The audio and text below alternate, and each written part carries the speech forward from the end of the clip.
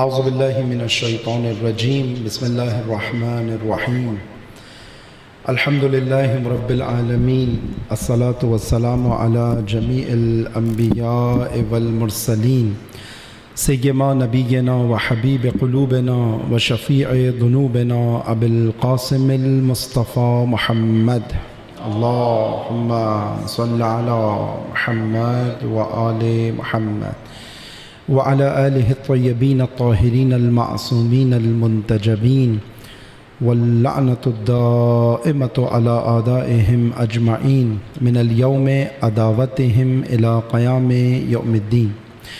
سب سے پہلے خداوند متعال کے انتہائی شکر گزار ہیں کہ خداوند متعال نے ماہ محرم الحرام میں اہل بیت اطہار کی تذکرہ، ذکر، ان کے غم میں آنسو بہانے، فرش عزا بچھانے، ہر طرح سے ممکن ہو جس فرد کے لیے اس نے ان 10 دنوں میں جو محرم الحرام کے ابتدائی دن تھے فرش عزا کی خدمت میں رہے، اور چونکہ یہ فرصت اور یہ خدمت ہمارے لیے کسی نعمت سے کم نہیں ہے، خداوند متعال کی اس نعمت پر شکر بجا لانے کے لیے ایک مرتبہ درود بھیجیں محمد و آل محمد پر، اللہم صلی علی محمد و آل محمد۔ ایک میری دیرینہ آرزو تھی کہ ریور گارڈن کے مومنین جو گلدستہ سجاتے ہیں، چاہے وہ غدیر کے ایام ہوں، جشن کے ایام ہوں، رجب شعبان کے ایام ہوں، اس میں آپ کی اسی امام بارگاہ اور مسجد کے مناظر بندہ حقیر نے قوم مقدسہ میں بعض زائرین جو زیارت کے لیے آئے تھے انہوں نے ریور گارڈن کا ایک تعارف کروایا تھا، 2023 کی تقریباً بات ہے، اور اس کے بعد اسی طرح مجالس اعضاء کا سلسلہ بھی، چونکہ یہیں پر ڈیفنس فیز 2 میں 2 سال سے ایک خدمت میں مومنین کے رہنے کی توفیق حاصل ہوئی، تو وہاں سے بھی ایک شناخت ریور گارڈن کے مومنین کی، ان کی سماعتوں کی، ان کے شعور کی بندہ حقیر کے پاس موجود تھی، اور ایک اشتیاق تھا کہ کوئی موقع ملے کہ بنفس نفیس آپ کی زیارت بھی کی جائے اور آپ کی خدمت میں حاضر ہوا جائے۔ الحمدللہ ایک بہترین اہل بیت اطہار کے پیغام اور مقصد کو پہنچانے کا ایک سنگر جو ظہور امام زمانہ علیہ الصلاۃ والسلام میں ایک خاص کردار ادا کر رہا ہے، وہ شرف اور افتخار یہاں کے مومنین کو حاصل ہے الحمدللہ۔ اور بعض جو جوان ہیں جو یہاں پہ خدمت بھی کر رہے ہیں، ان کی بھی تقریباً پچھلے 2-3 سال سے مختلف اور عناوین سے سوشل میڈیا کے تھرو بھی ان جوانوں کی خدمت میں رہنے کا موقع ملا، اور اس سے ان کے شعور کی بلندی کا اندازہ ہوا الحمدللہ۔ بالکل بہت اہمیت کا حامل موضوع ہے کہ امامت اور ولایت عصر حاضر کی ضرورت ہماری کیسے پوری کر سکتا ہے۔ جہاں پر بھی امامت اور ولایت سے متعلق گفتگو ہوتی ہے وہاں پہ ضروری ہے کہ خود اس موضوع کی اہمیت کا اندازہ خود امام معصوم سے اگر ہم پوچھیں تو ہمیں اندازہ ہوتا ہے۔ ایک روایت امام باقر علیہ الصلاۃ والسلام سے ہے، اللہم صلی علی محمد و آل محمد۔ امام کے ایک صحابی نے امام سے یہ پوچھا کہ اگر آپ مجھے کچھ کاؤنٹس کے اوپر چیزیں بتائیں کہ میں اپنی زندگی میں کچھ چیزوں کو پریارٹی دینا چاہتا ہوں، ترجیح دینا چاہتا ہوں، میں کیسے پریارٹائز کروں اپنی زندگی کے امور کو، تو 5ویں امام اس کے لیے عرض کرتے ہیں کہ میں کچھ امور کو تمہیں، اگر تم چاہتے ہو میں کاؤنٹنگ کے اندر تمہیں بتاؤں، کاؤنٹس کے اندر بتاؤں، تو میں تمہیں 5 امور بتاتا ہوں، ان 5 امور کا بہت خیال رکھنا۔ اسلام کے جو احکام ہیں، نظام ہے، طرز زندگی ہے، ان سب کے لیے ٹرمینالوجیز ہیں۔ جیسے ہم کہتے ہیں اسلام کا نظام امامت اور ولایت ہے، ایسی اسلامک لائف اسٹائل کیا ہے؟ اسلام کا طرز زندگی حیات طیبہ ہے، ٹھیک ہے۔ اسی طرح اسلام کے اندر کوئی اصلاحی سسٹم ہے؟ ہم کہتے ہیں بالکل، ہمارا اپنا ایک، ہم بھی ریفارمسٹ ہیں، ہمارا ریفارمزم کا ایک پورا سسٹم ہے جس کو ہم امر بالمعروف والنہی عن المنکر سے تعبیر کرتے ہیں۔ تو اسلام اپنی ٹرمینالوجیز بھی رکھتا ہے، کیونکہ Islam is an ideology different departments of life کو پورا نصاب ہدایت اپنے پاس رکھتا ہے۔ اس کے پاس یہ 8-10 چیزیں موجود ہیں۔ اسلام کا اپنا نظام ہے، اسلام کا اپنے احکام ہیں، اسلام کے اپنے آداب ہیں، اسلام کے اپنا اخلاق ہیں، اسلام کے اپنے اسرار ہیں، اور اسلام کے پاس اپنے اصول ہیں جس کو ہم اصول دین سے بھی تعبیر کرتے ہیں، اصول ہیں۔ اسی طرح اسلام کا اپنا کلچر ہے، اسلام کی اپنی سویلائزیشن ہے، اسلام کی اپنی لائف اسٹائل ہے۔ یہ ساری چیزوں کی میننگ بھی اسلامی ریسورسز سے ہی ہمیں پتہ ہونی چاہیے، جو کہ روایات معصومین میں اور ہمارے پاس قرآن مجید کے اندر موجود ہیں۔ اسی لیے اسلام ان سب کی اپنی ڈیفینیشن رکھتا ہے۔ ہر آئیڈیالوجی اپنی ڈیفینیشن رکھتی ہے، وہ بھی کہتی ہے لائف اسٹائل، وہ بھی کہتی ہے سویلائزیشن، وہ بھی کہتی ہے کلچر۔ لیکن اسلام کے پاس یہ ساری چیزیں، چونکہ یہ سوسائٹی کی ضرورت ہے، سوسائٹی کی ڈیفائن کرتی ہیں یہ چیزیں کہ سوسائٹی کس قسم کی ہے۔ وہ سوسائٹی کیپٹلزم میں اس کا ایک لائف اسٹائل ہے، اس کا ایک سویلائزیشن ہے، اس کا ایک کلچر ہے، اس کا ایک سسٹم ہے، اس کے احکام ہیں، اس کے پرنسپل ہیں۔ یہی چیزیں سوسائٹی کی ڈائریکشن کو بھی ڈیفائن کرتی ہیں، سوسائٹی کے ٹارگٹس کو بھی ڈیفائن کرتی ہیں، سوسائٹی کی انٹروڈکشن بھی کراتی ہیں، اس کی شناخت بھی کراتی ہیں، یہ کیسی سوسائٹی ہے۔ ہم عموماً دنیا کی سوسائٹیز کو دو بڑی سوسائٹیز میں تقسیم کرتے ہیں، کہتے ہیں ویسٹرن سوسائٹی اور ایسٹرن سوسائٹی، مغربی معاشرہ اور مشرقی معاشرہ۔ یہ ایک ڈویژن ہے، لیکن یہ آئیڈیالوجیکل ڈویژن نہیں ہے سوسائٹی کی، اس کو ہم کہتے ہیں یہ سوشل ڈویژن ہے، سوشل ڈویژن ہے۔ انہوں نے ایک سوشلزم کی بات کی تھی، انہوں نے کہا کہ بھئی ہم کمیونزم کی بات کرتے ہیں، ہم کیپٹلزم کی بات کرتے ہیں۔ مٹیریلسٹک ڈویژن ہے سوسائٹی کی ایک، لیکن آئیڈیالوجیکل جب ڈیفائن کرتے ہیں کہ سوسائٹی کو ہم ڈیوائڈ کر رہے ہوتے ہیں تو ہم اس کے پرنسپلز کے ذریعے سے، اصولوں کے ذریعے سے اور اس کے نظام کے ذریعے سے اس کو ڈیفائن کرتے ہیں۔ اسلام نے یہاں پہ آ کے کمال دکھایا۔ اسلام نے کہا کہ بھائی یہ جو ہمارا دین ہے نا، اس کا ایک نام ہے، لیکن اس دین کا نظام اس کا نام نہیں ہے۔ یہ جو ریلیجن ہے اس کا نام ہے اسلام۔ جیسے ہی آپ اس کو ایکسیپٹ کرتے ہیں آپ بن جاتے ہیں مسلمان، لیکن یہی دین ایک لائف اسٹائل رکھتا ہے جس کا نام ہے حیات طیبہ۔ اب اس کو بالکل لائف اسٹائل کے ہی پیرائے میں ڈیفائن کرنے کی ضرورت ہے، بتانے کی ضرورت ہے، تاکہ ہمیں پتہ چلے کہ دین کے لائف اسٹائل سے میرا کرنٹ لائف اسٹائل کتنے فاصلے پر ہے، کتنا فاصلہ ہے ان دونوں لائف اسٹائل میں۔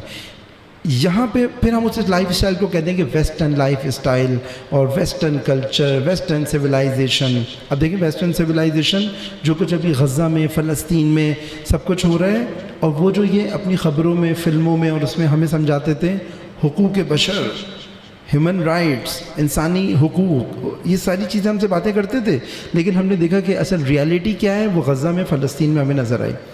اب وہ سوسائٹی ان سارے ظلم و بربریت پہ کیسے خاموش ہے؟ تو پتہ چلا لائف اسٹائل میں بے حسی ہے، طرز زندگی میں غیر ذمہ داری ہے، طرز زندگی میں ظالم کو چھیڑنا نہیں ہے۔ اگر کہیں پہ کہیں ظلم ہو رہا ہے میری ذمہ داری نہیں ہے میں ہر ظلم کے مقابلے میں بات کروں، مجھے یہ دیکھنا ہے مجھے میرا برگر ٹائم پہ ملنا چاہیے، مجھے میری فیسلٹیز، میری رفاہ، اگر میری ویلفیئر پوری ہے دیٹس آل، میری بس زندگی یہ ہے۔ اس لیے ہم امامت اور ولایت کی سب سے پہلے پلیسمنٹ بتاتے ہیں کہ کیا ہے۔ جب امام باقر سے اس نے سوال کیا کہ آپ مجھے کاؤنٹس میں بتائیں کہ کیا چیز بہت زیادہ امپورٹنٹ ہے تاکہ میں اسی امپورٹنس کے مطابق شعور بھی حاصل کروں، اپنی زندگی کا وقت ان ٹاپکس کو دوں، امام نے کہا میں تمہیں صرف 5 چیزیں بتاؤں گا، 5 چیزیں بتاؤں گا۔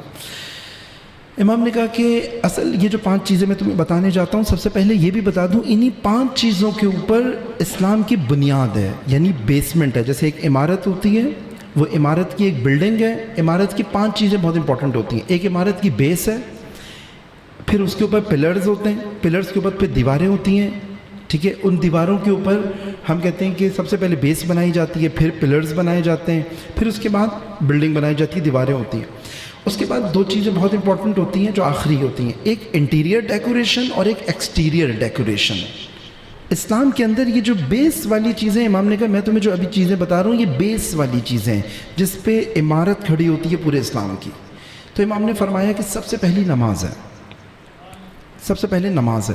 امام نے کہا، جو میں چاہتا ہوں کہ امام کے جو ایگزیکٹ ورڈز ہیں وہی کوٹ کروں تاکہ اس کی جو ہے آپ کو آئیڈیالوجیکل میننگ بھی وہاں سے پتہ چلے امام کیسے بتا رہے ہیں۔ امام فرماتے ہیں بنی الاسلام علی 5، اسلام کی بنیاد 5 چیزوں کے اوپر ہے. بنی الاسلام ہے بنیاد، بنیا کا صیغہ جو ہے وہ عربک کے اندر بھی ہے، بنیاد بھی عربک سے آتا ہے ہمارے پاس. اسلام کی بنیاد 5 چیزوں کے اوپر ہے، الصلاۃ والصوم والزکوٰۃ والحج. 4 چیزیں امام نے بیان کریں، امام رک گئے. اب یہ ویٹ کر رہا تھا کہ 5ویں چیز امام کیا بتائیں گے مجھے. تو امام نے کہا نماز، روزہ، زکوٰۃ اور حج، یہ 4 چیزیں. جب امام رک گئے تو اس نے سوال کیا کہ امام آپ نے کہا تھا 5 چیزیں ہیں، بنی الاسلام میں علی خمس کہا تھا، لیکن آپ 4 چیزوں پہ رک گئے. تو اس نے کہا کہ امام نے کہا کہ ہاں میں اس کو ذرا الگ سے بیان کرنا چاہ رہا تھا. تو امام نے کہا کہ وہ جو 5ویں ہے نا، 5ویں کو بولا الولایہ، وہ ولایت ہے، وہ ولایت ہے. جیسے اس نے پوچھا کہ امام میں ایکچولی جو میری کنفیوژن تھی نا، جو میں سوال آپ سے کرنا چاہ رہا تھا، میں خلاصہ کرنا چاہ رہا تھا، مجھے اپنی زندگی شروع کرنی ہے، مجھے ایکچولی شروع کرنا ہے، دوبارہ سے اسلام کو سمجھنا ہے. میں کہاں سے شروع کروں اسلام کو سمجھنا؟ میں کس کو پرائیورٹائز کروں؟ میرے پاس تو ایک انبار لگا ہوا ہے چیزوں کا اسلام کے نام پہ، مجھے پتہ نہیں چل پا رہا میں اپنی زندگی کا ٹائم زیادہ کس کو دوں، کس کو اہمیت دوں. جب میں آپ کی خدمت میں آیا آپ نے پھر مجھے 5 چیزیں بتا دی، پھر آپ نے مجھے 5 چیزیں بتا دی. اب میں چاہتا ہوں آپ اس 5 میں بھی پرائیورٹائز کریں. اب چونکہ معصوم امام فرما رہے ہیں نا، پہلے اسلام کا خلاصہ کیا امام نے، کہا کہ بیس 5 چیزوں کے اوپر ہے. اس نے کہا کہ امام کیا ممکن ہے کہ آپ ان 5 چیزوں میں بھی مجھے پرائیورٹائز کر کے بتا دیں، پرائیورٹائز کر کے بتا دیں ان 5 میں بھی کیا چیز زیادہ امپورٹنٹ ہے. اب امام نے ترتیب کے اندر پہلے نماز بتائی تھی، پھر روزہ، زکوٰۃ اور پھر حج، 4 چیزیں.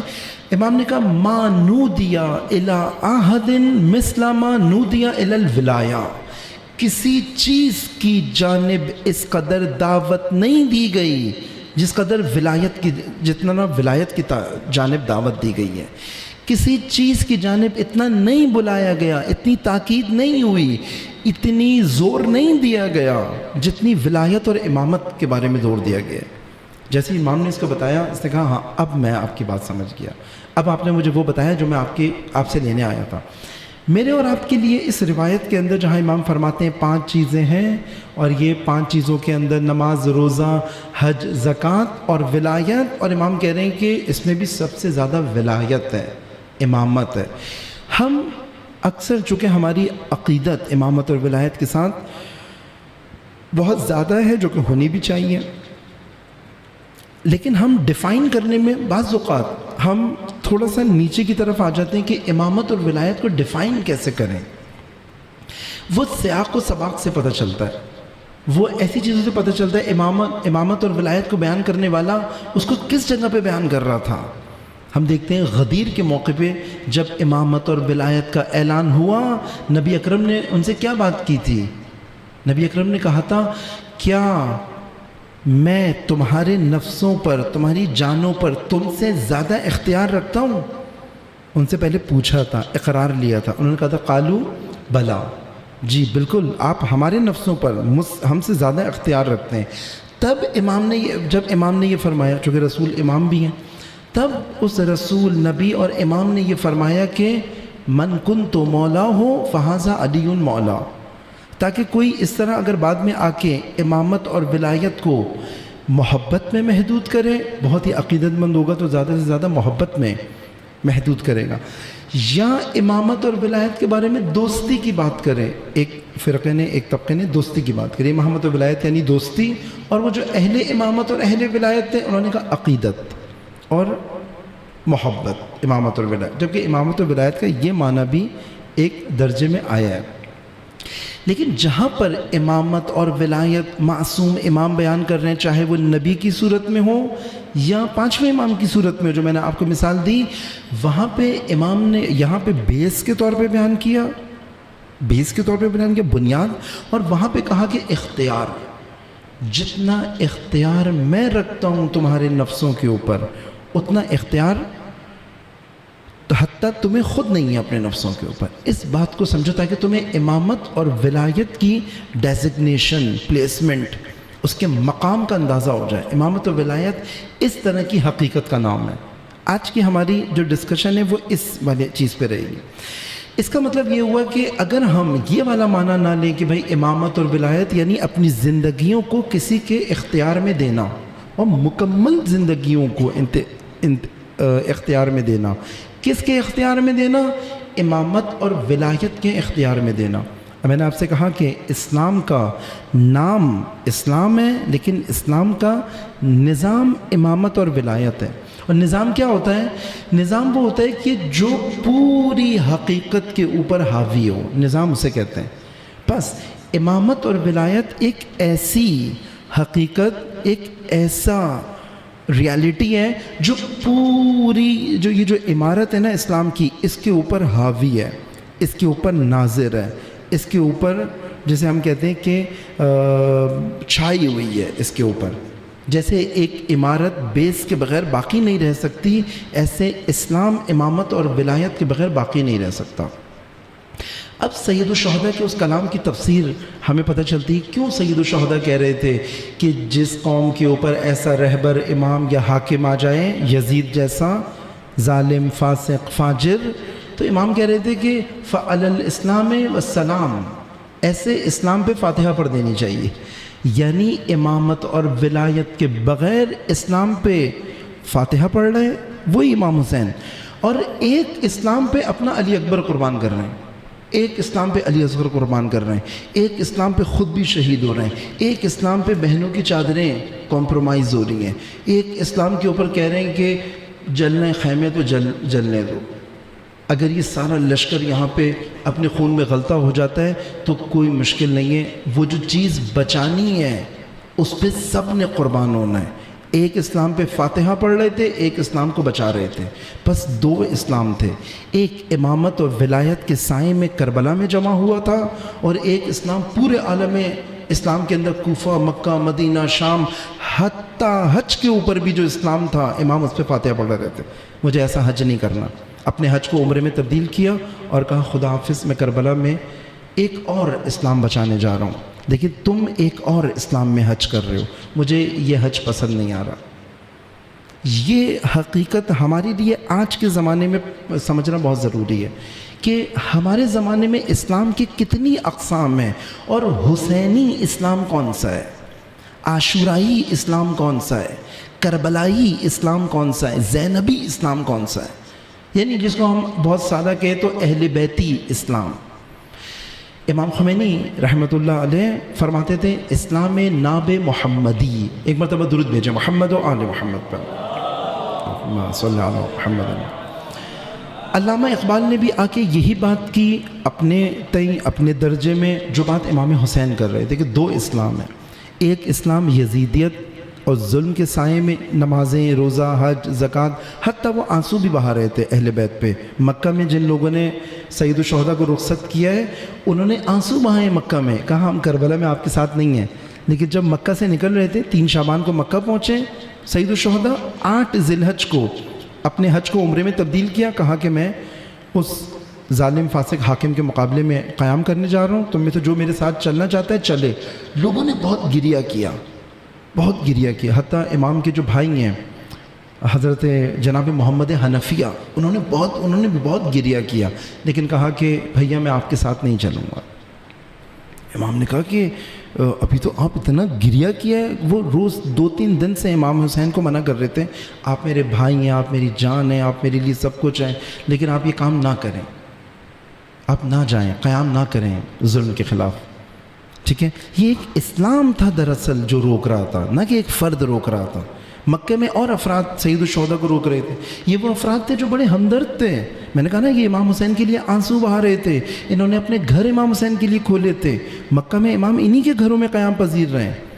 عبداللہ ابن عباس، عبداللہ ابن زبیر، عبداللہ ابن عمر، یہ وہ اصحاب ہیں جنہوں نے یزید کی بیعت سے انکار کیا تھا۔ ایک اسلام کے ترجمان تھے یہ سارے۔ وہ کون سا اسلام تھا؟ مذمتی اسلام۔ ہم یزید کی مذمت کرتے ہیں کہ یزید ظالم ہے، مذمتی اسلام، لیکن ہم امام حسین کے لشکر کا حصہ نہیں بنیں گے۔ ہم یزید کے اور ظالم کے خلاف لفظ، بات، قول، مذمت اس حد تک آئیں گے۔ یہ ایک اسلام ہے، یہ سب اس اسلام کے ترجمان تھے۔ اور امام حسین کہہ رہے تھے میں مذمت سے آگے بڑھ کے مزاحمت ایجاد کروں گا، ریزسٹنس ایجاد کروں گا، میں صرف انکار نہیں کروں گا۔ ایک اسلام انکار کر کے رک گیا، ایک اسلام اہل کوفہ کا تھا، انہوں نے انکار بھی نہیں کیا، باقاعدہ حمایت کی کہ ہم آپ کے ساتھ ہیں۔ جو اس نے دو کام کیے تھے، ایک لالچ اور ایک خوف میں اہل کوفہ کی وفاداریوں کو جو سید الشہداء کے لیے تھی اس کو خرید لیا تھا، خواتین کے ذریعے بھی خریدا تھا کہ اگر تم نے اپنے مردوں کے ہاتھوں سے تلواریں نہیں لیں جو کہ مسلم بن عقیل کے ساتھ حسین کی نصرت کے لیے تیار ہو رہی ہیں تو ہم تمہاری ناموس تمہارے مردوں کے سامنے پامال کریں گے۔ خوف بھی دلایا تھا اور لالچ بھی دی تھی، جتنی خواتین اپنے مردوں کو مسلم بن عقیل سے جدا کریں گی ان کو یہ ملے گا۔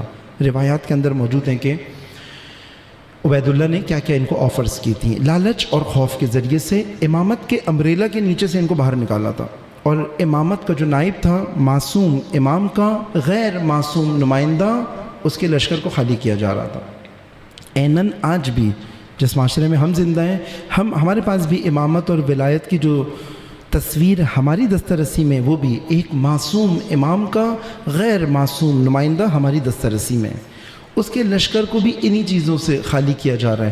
اگر تم نے سید علی خامنہئی کا ساتھ دیا آج کے ظلم اور بربریت کے مقابلے میں، تمہارے بچے کی جاب جاری نہیں رہے گی، تمہیں ڈگری نہیں ملے گی، تم سکون سے نہیں رہ پاؤ گے، تمہارے بچی کا رشتہ اچھا نہیں آئے گا۔ اور اگر تمہیں معاشرے میں اپنی عزت وقار آبرو بچانی ہے، آج مسلم بن عقیل کے لشکر سے باہر آ جاؤ، پھر تمہیں سینکشنز بھی نہیں ہوں گی، پھر تمہیں پابندیاں بھی نہیں ہوں گی، پھر تم میک ڈونلڈز بھی KFC بھی ہر چیز تمہاری لیے حاضر ہے دل و جہان سے۔ لیکن کربلا والوں کا اسلام کیا تھا کہ محمد سے وفا تو نے تو ہم تیرے ہیں، یہ جہاں چیز ہے کیا لوح و قلم تیرے ہیں۔ کربلا والے انصار نے کہا ہم حسین کے ساتھ ہیں، اگر 1000 مرتبہ بھی تم ہمیں قتل کرو، خوف دلاؤ، یہ کرو، ہمیں دوبارہ زندگی دی جائے، ہم پھر حسین کے اوپر دوبارہ اپنی زندگیاں قربان کریں گے۔ ایک اسلام وہ ہے سید الشہداء کہہ رہے ہیں جاؤ میں نے تمہارے اوپر سے بیعت اٹھا لی ہے، یہ کہہ رہے ہیں کہ نہیں مولا ہم آپ کے ساتھ شہید ہوں گے، ہم نہیں جائیں گے۔ یہ ایک اسلام کے ترجمان ہے۔ ایک اسلام وہ ہے سید الشہداء کوفے میں خط لکھ لکھ کے بلا رہے ہیں، وہاں سے حبیب آ جاتے ہیں باقی نہیں آتے، مسلم ابن اوسجا آ جاتے ہیں اسی کوفہ سے جس میں ساری ناکہ بندیاں ہیں، ایک اسلام کا نمائندہ آ جاتا ہے، ایک اسلام رکھنے والا نہیں آتا۔ بس کوفہ میں ایک اسلام نہیں تھا۔ اس لیے امامت اور ولایت ہمارے لیے بہت مہم ہے۔ آج جو بھی جس کی امامت اور ولایت کی کنٹینیوٹی نہیں ہے، تسلسل نہیں ہے، اپنے زمانے میں امامت اور ولایت کے چراغ سے نہیں جڑا ہوا، جو بھی کوفے میں مسلم بن عقیل کا نہیں ہے وہ مکہ سے کوفہ آنے والے حسین کے ساتھ نہیں ہے۔ یہ اس اسلام پہ امام حسین فاتحہ پڑھ رہے تھے، فعلی الاسلام والسلام، پورا اسلام ملٹی پلائی بائی 0 ہو جاتا ہے امامت اور ولایت کے بغیر۔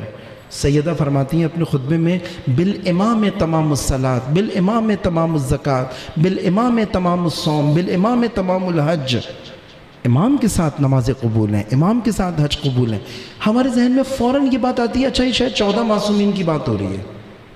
یہ ہم یہ روایت سنتے ہیں من مات ولم یعرف امام زمانہ مات میتۃ جاہلیہ، جو شخص اپنے زمانے کے امام کی معرفت کے بغیر چلا جائے وہ جاہلیت کی موت مرے۔ میرا ذہن فوراً امام زمانے کی طرف جاتا ہے، یعنی میری امامت محدود ہو گئی 14 معصومین کے اندر، جبکہ امامت اور ولایت ایک نظام زندگی ہے۔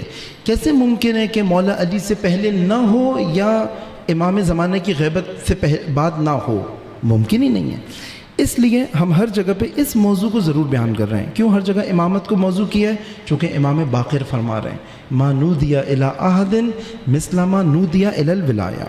بس وہ جو مبلغ جس کو موقع ملے دین بیان کرنے کا ممبر حسینی پر، نشستوں میں، فکری سیمینار، امامت اور ولایت اس کی پرائیورٹی ہو، اس کی ترجیح ہو، صرف سننے والے کی ترجیح امامت اور ولایت نہ ہو، یہ بھی سب سے پہلے امامت کا مبلغ ہو، ولایت کا مبلغ ہو، اور امامت اور ولایت کو عقیدت اور محبت سے ایک درجہ آگے لے جا کے نظام کے طور پہ پیش کریں، دین کی بنیاد کے طور پہ پیش کریں۔ بس بنیاد کے طور پہ جلدی سے میں اس کا خلاصہ کروں کیونکہ زیادہ میرا انٹرسٹ آپ کے سوالات لینے میں ہے۔ آخری بات امامت و ولایت نظام ایسے ہے کہ خداوند متعال نے جو کہا کہ انما ولیکم اللہ و رسولہ، اور پھر وہ جو حالت رکوع میں زکوٰۃ دیتے ہیں اور پھر وہم راکعون، یہ تسلسل بتایا جا رہا ہے، نظام بتایا. تمہارا خدا تمہارا ولی ہے، اللہ امام ہے، ولی ہے، ذاتاً ولی ہے، چونکہ خالق ہے اور رب ہے. رب اور خالق ہونے کے ناطے یہی امام ہے، ولی ہے. ولایت یعنی ہم سب اس کے اختیار میں ہیں. خداوند متعال کے لطف کے نتیجے میں امامت اور ولایت خالق کے درجے سے مخلوق کے درجے میں آتی ہے حضرت آدم علیہ السلام کے پاس. یہ اللہم صلی علی محمد یہ بہت بڑا مرحلہ تھا جو امامت اور ولایت ڈی گریڈ ہوئی ہے، نیچے آئی ہے، نازل ہوئی ہے، خالق کے مرتبے سے مخلوق کے مرتبے میں آئی ہے. بس انبیاء میں بعض لوگ امامت کے قابل بن سکیں، بعض انبیاء امامت کے قابل نہیں بن سکیں. انبیاء کو جو امامت ملی ہے آخری نبی کے علاوہ، وہ امتحانوں کے نتیجے میں امامت اور ولایت کی منزل پہ فائز ہوئے. خدا نے ان سے امتحان لیے، بعض امتحانوں میں ناکام ہوئے، نہیں پہنچ پائے ان امتحانوں تک. خدا نے ان کو امامت اور ولایت نہیں دی، اور گارنٹی بھی نہیں لی کہ ہم آپ کو بھئی حتماً آپ کو امامت اور ولایت کی منزل پر پہنچائیں گے. ہم نے دیکھا حضرت ابراہیم کا امتحان تو آیا، فَأَتَمَّهُنَّ، انہوں نے پھر اپنا امتحان تمام کیا. ہم نے ابراہیم کا امتحان لیا، جیسے ہی ابراہیم نے امتحان میں پاس ہوئے، انی جاعلک للناس اماما، ہم نے ابراہیم کو امام بنا دیا. لیکن ابراہیم کو رسول بنانے کے لیے کوئی امتحان نہیں لیا، ابراہیم کو نبی بنانے کے لیے کوئی امتحان نہیں لیا. نبی جو خدا سے دین لیتا ہے، رسول ارسال سے ہے، ڈیلیور کرنے سے، پہنچانے سے ہے. جو دین پہنچاتا ہے، خدا سے دین لینا نبوت، خدا کا دین لوگوں تک پہنچانا رسالت، اور جو ان پر دین کو نافذ کر سکتا ہے نظام کے طور پہ، یہ امامت. یعنی کیا؟ یعنی اب اس قابل ہو گیا ہے یہ نبی اور رسول کہ لوگ اپنی زندگیوں کا اختیار اس کے ہاتھ میں دے دیں.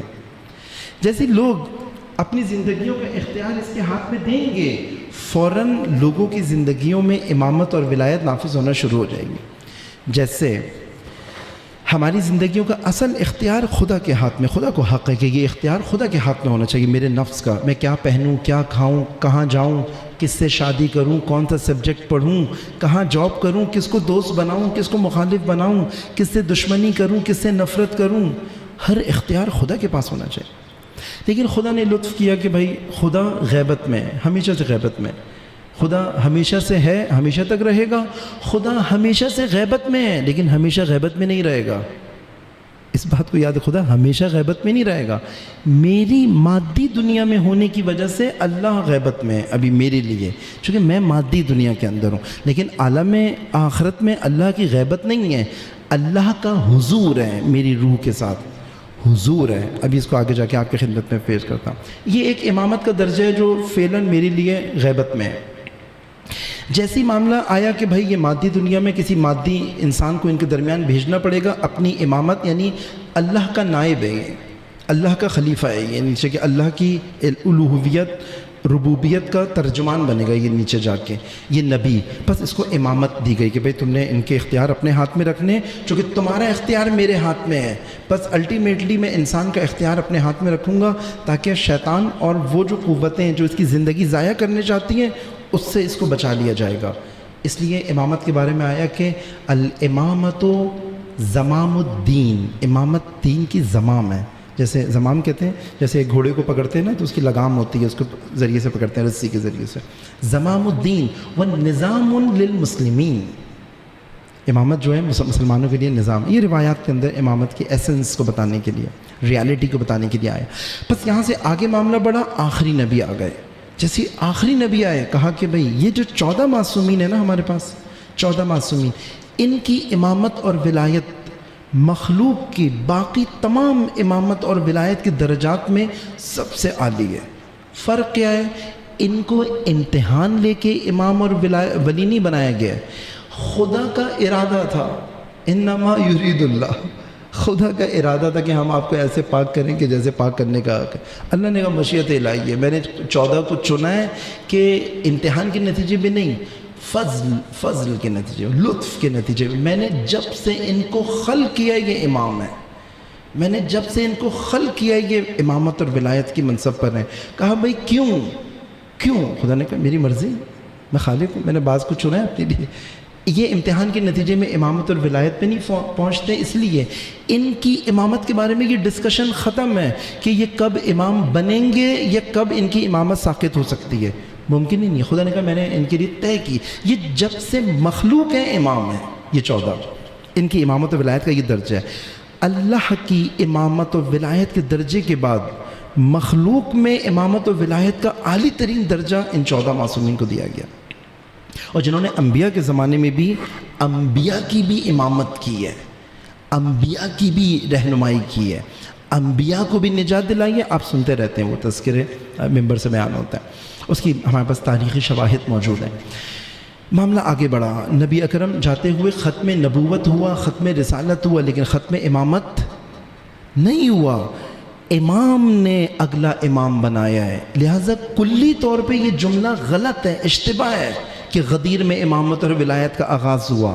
اس کا مطلب یہ امامت کو نظام کے طور پہ نہیں دیکھتا، اس کے ذہن میں امامت اور ولایت جو ہے وہ امام علی سے شروع ہوتی ہے، امام مہدی پہ ختم ہو جاتی ہے۔ اگر نظام کے طور پہ دیکھتا، اللہ سے شروع کرتا، قیامت تک جاتا، رائٹ؟ بس غدیر امامت اور ولایت کے تسلسل کا نام ہے، غدیر امامت اور ولایت کے تسلسل کا اعلان ہے، نہ کہ آغاز کا اعلان ہے۔ ہاں، امامت اور ولایت میں ہم یہ کہہ سکتے ہیں مولا علی غیر انبیاء اور رسولوں میں پہلے امام ہیں، یہ جملہ بالکل درست ہے، غیر انبیاء اور رسولوں میں پہلے امام مولا علی، لیکن نہ کہ امامت اور ولایت کا سلسلہ اللہ سے شروع ہوتا ہے۔ پھر آگے بڑھا، بہترین امامت اور ولایت کی گولڈن ایجز ہیں یہ 250 سال معصوم امامت اور ولایت نے انسانیت کے لیے اتنا نصاب طے کیا، اتنا سفر طے کرایا، اتنا معاملہ آگے بڑھایا، کہا کہ اب اتنی تمہاری تربیت ہو گئی ہے کہ اگر امامت اور ولایت کا تھوڑا نچلا درجہ بھی آپ کو دے دیا جائے اور وہ آپ سے جوڑنے والا ہو، this would be sufficient for you. You can continue with this format of امامت and ولایت as well. بتایا کہ بھائی اب کیا ہوگا؟ کہا امام غیبت میں جا رہا ہے، اللہ غیبت میں تھا تو مخلوق کے اندر امامت موجود تھی، امامت غیبت میں نہیں ہے، امام غیبت میں ہے۔ بس جیسی امام زمانے کی غیبت ہوئی، امامت میدان میں ہے، امام غیبت میں گیا۔ ایک سپرلیٹو امام، ہائی کوالٹی امام، ایک درجے میں بلند ترین امام غیبت میں جا رہا ہے، اس نے درجے میں ایک تھوڑا سا ڈی گریڈڈ، جیسے ہم کہتے ہیں کہ لوور ڈگری کا ایک امامت اور ولایت کا اناؤنسمنٹ کر کے جا رہا ہے۔ جیسے موسیٰ غیبت میں گئے، ہارون کو بنا کے گئے۔ یہ غیبت زمانے کے اعتبار سے بھی ہوتی ہے، یہ غیبت مکانی اعتبار سے بھی ہوتی ہے۔ سید الشہداء کی غیبت تھی کوفہ میں، اہل کوفہ میں سید الشہداء کی غیبت تھی۔ سید الشہداء کی غیبت تھی بصرہ میں، سید الشہداء نے نائب امام بنایا مسلم بن عقیل کو کوفہ کے لیے، غیبت کے فاصلے کو کور کیا۔ سلمان بن رضی کو نائب امام بنایا بصرہ کے لیے، جاؤ تم امامت کے نمائندے ہو، نائب امام ہو، تمہیں ٹھکرانا یعنی حسین کو ٹھکرانا۔ چاہے کوفے میں کوئی مسلم کی بات نہ سنے، گویا اس نے حسین کی بات نہیں سنی، چاہے بصرہ میں کوئی سلمان بن رضی کی بات نہ سنے، گویا اس نے سید الشہداء امامت، ولایت، نیٹ ورک، فریم ورک، پورا نظام، سسٹم۔ ایسی معاملہ آگے بڑھا۔ زمانے کے امام نے بتا دیا، وہ 2 طرح کی امامت اور ولایت کے فارمیٹس دیے گئے، ایک تھا نام کے ساتھ ڈکلیئر کیا، ایک صفات کے ساتھ ڈکلیئر کیا۔ اس ایرا کو، نظام امامت اور ولایت کے اس ایرا کو جو اللہ سے شروع ہوا تھا، غیبت صغریٰ اور غیبت کبریٰ سے تعبیر کرتے ہیں۔ یہ ٹرمینالوجیز آپ نے سنی ہے۔ غیبت صغریٰ یعنی ہم نام لے کے امام کو کریں گے، یہ حسین بن روح تمہارا امام ہے جب تک ہم غیبت کے اندر ہیں، کیونکہ امامت غیبت میں نہیں ہے، ایک لیول امامت کا غیبت میں ہے، امامت کی چھٹی نہیں ہو سکتی۔ کہاں معاملہ آگے بڑھا، غیبت کبریٰ، کہاں یہ جو 4 تھے نا، یہ بھی ایک مصلحت کے تحت تھے، اب تمہارا امتحان امامت اور ولایت کے ذریعے سے اور لیا جائے گا۔ اب میں کچھ فیچرز آپ کو بتا رہا ہوں، زمانے کے امام کی روایت ہے، فَأَمَّا الْحَوَادِثُ الْوَاقِعَةُ فَارْجِعُوا إِلَىٰ رُوَاةِ حَدِيثِنَا۔ جب بھی تمہارے لیے نئے مسائل درپیش ہوں، حوادث درپیش ہوں، تم ہماری روایات بیان کرنے والوں کی طرف رجوع کرنا۔ امامت اور ولایت کے کرائیٹیریاز بتائے جا رہے ہیں، اور یہ تم معصوم اماموں نے بتایا ہے۔ یہ روایت جو ہے وہ مثلا 9ویں امام سے 11ویں امام سے روایات ہیں، یا مثلا وہ روایت من کان من الفقہاء صائنا لنفسہ حافظا لدینہ مخالفا لہواء مطیعا لامر مولاہ فللعوام ان یقلدوہ۔ فقہاء میں سے جو شخص اپنی ہوا و ہوس کے اوپر کنٹرول رکھنے والا ہو، اور اس میں کہا مطیعا لامر مولا ہو، وہ اپنے امام کا مطیع ہو، اپنے سے اوپر درجے والی امامت کے لیول کا، یہ نیچے درجے والی جو امامت اس نے اپنے ماتحت کی کرنی ہے، خود بھی کسی امامت میں ہو، خود بھی کسی امامت میں ہو۔ اگر نبی اللہ کی امامت میں نہ ہو، اس کے پاس اتھارٹی نہیں ہے اپنے سے نیچے والوں کو اپنے ماتحت کی امامت لینے کے لیے۔ بِإِذْنِ اللہ، اے رسول بلغ ما انزل الیک من ربک، جو آپ کے رب کی طرف سے نازل ہوا ہے اسے پہنچا دیں، نہ کہ جو آپ نے خود بنایا ہے اسے نہیں پہنچائیں، جو امام یا حاکم آپ نے خود بنایا ہے۔ خود بنانے والا تصور ہے امامت اور ولایت کے اندر نہیں ہے۔ اے رسول جو ہم نے بنایا ہے، آپ کا کام صرف بلغ ہے، بنانا نہیں ہے۔ حاکم بنانا آپ کا کام نہیں ہے، حاکم پہنچانا آپ کا کام ہے۔ اب یہ حاکم نبی ہو، یہ حاکم امام معصوم ہو، یا امامت اور نچلے درجے پہ آ جائیں، امامت فقیہ، ولایت فقیہ، پہنچانا ہے، بنانا نہیں ہے، پہنچانا ہے، پہنچا دیجئے۔ امام خمینی رضوان اللہ تعالیٰ علیہ نے نجف کے اندر درس دیے امامت اور ولایت کا 8 کا درجہ۔ من مات ولم یعرف امام زمانے کی مات میتتاً جاہلیہ، جو اپنے زمانے کی امامت اور ولایت کو کی معرفت حاصل کیے ہوئے دنیا سے نہ جائے، جاہلیت کی موت میں گیا۔ اگر زمانہ رسول میں ہوتا، سید الشہداء فرماتے ہیں ان رسول اللہ کان هو الامام، امام حسین فرماتے ہیں نبی اکرم کے لیے ہمارے نبی امام تھے، رسول اللہ امام تھے۔ اگر کوئی سید الشہداء کے زمانے میں ہو، ٹھیک ہے، اگر وہ نبی اکرم کو اپنا امام نہ مانتا ہو، اس وقت فعلی امام اس کے امام حسین ہے، ٹھیک ہے، اس کی جاہلیت کی موت کے لیے کافی ہے۔ جو اس کا ایکٹیو امام ہے نا، جو اس کی دسترسی میں ہے، اس کو امام نہ مانے تب بھی جاہلیت کی موت جا رہا ہے۔ اگر نبی اکرم کو امام نہ مانے تب بھی جاہلیت کی موت جا رہا ہے۔ نبی اکرم کی امامت کا ایک اور درجہ ہے، امام حسین کی امامت کا ایک اور درجہ ہے۔ اسی طرح کوئی ابراہیم کو امام نہ مانے، وہ ایک اور درجہ ہے۔ لیکن امامت کی جس درجے میں بھی معرفت نہ ہو، اس درجے کی جاہلیت میری زندگی میں لے کر آتی ہے۔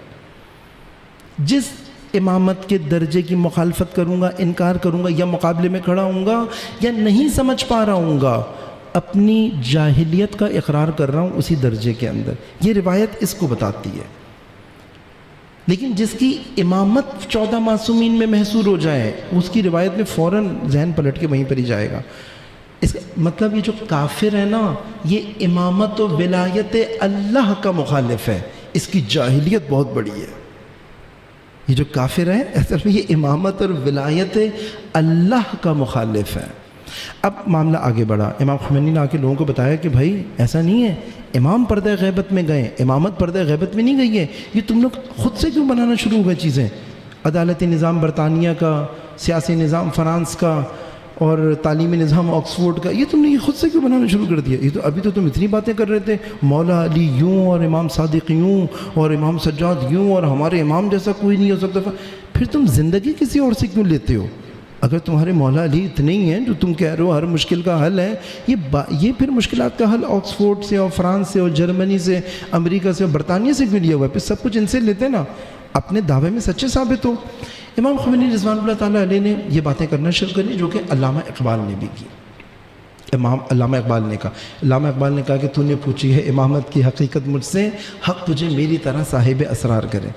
تو امامت میں صرف ابھی یہ محبت کی باتیں، دوستی کی باتیں کر رہا ہے۔ امامت النظام ہے وہی تیرے زمانے کا امام برحق جو تجھے حاضر و موجود سے بیزار کرے، نہ کہ تجھے آکسفورڈ کے سلیبس لا کے دے کے یہ بھائی پڑھو تم پڑھو، یہ نہیں ہے تمہارا امام جو تمہیں برطانیہ کے عدالتوں کے ساری نصاب تمہیں سارا پڑھایا کہ یہ نہیں ہے تمہارا امام۔ لیکن تم مان کس کو رہے ہو اور مان کس کی رہے ہو؟ ہمارے استاد علی مرتضی زیدی یہ جملہ بہت اچھا بولتے ہیں، امام کو ماننا آسان ہے، امام کی ماننا بہت مشکل ہے۔ بس یہی وہ فاصلہ ہے کہ جو کربلا کے اندر آ گیا تھا۔ یہ سب اہل کوفہ امام کو مانتے تھے لیکن امام کی نہیں مانتے تھے۔ کب؟ جب اپنا کچھ دینا پڑ جائے اسلام کے لیے، جب اپنا کچھ خرچ کرنا پڑ جائے اسلام کے لیے۔ امام ان لوگوں کے اچھے اچھے بچے مانگ رہے تھے گھروں کے، انہوں نے نہیں دیے امام حسین کو۔ اور جو بھی کربلا میں آئیں یہ سب اپنے اپنے گھروں کے اچھے بچے ہیں۔ آج بھی زمانے کے امام کے لیے آیت اللہ خامنائی ہوں، آیت اللہ سیستانی ہوں، حسن نصر اللہ ہوں، قاسم سلیمانی ہوں، شہید حسینی ہوں، یہ اپنے اپنے گھروں کے اچھے بچے ہیں جو امامت کو دیے گئے تھے۔ جب یہ نکل کے آئیں سوسائٹی چینج کی ہے لوگوں نے، آ کے لوگوں کا ویژن چینج کر دیا امامت و ولایت کے بارے میں۔ لیکن جو قوم بھی اپنے گھر کا سب سے اچھا بچہ امامت اور ولایت کو نہیں دے گا، اس کے اوپر یہی ظالم و فاسق و فاجر حاکم آ جائے گا۔